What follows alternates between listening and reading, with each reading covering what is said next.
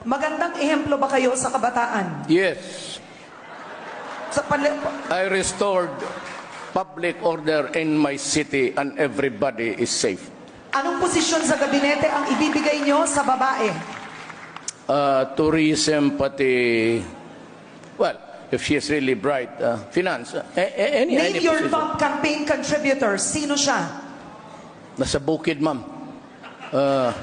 Anong pangalan, sir? Emilio Aguinaldo, I think. Sabi niyo po, you cannot be a president if you cannot kill. Papatay ba kayo kung kayo'y Pangulo? It's not the actual. Takot kang mamatay, takot kang pumatay, huwag kang magpresidente. Anong sitwasyon ang posibleng mag-udyok sa inyo para magdeklara ng martial law?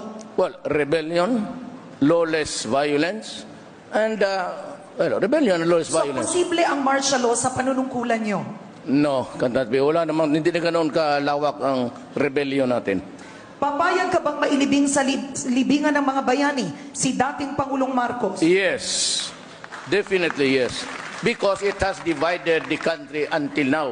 Halos lahat ng Ilocano galit kung bakit ganon ang nangyari. Kaaway It's na time to heal. Kaaway na ba natin ang Amerika kapag kayo'y naging Pangulo? Sila lang mga nag-aaway. It was a response to a question coming from media. It's a concocted, hypothetical question, and I was only replying to it. Yes, kung gusto nila. Alright.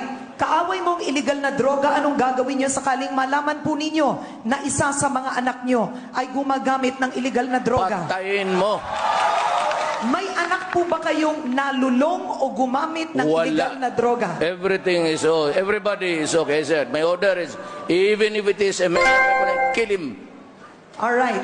Yung babala nyo po sa mga drug syndicate na hindi tumitigil sa kanilang ano. Hindi ako nakikipag...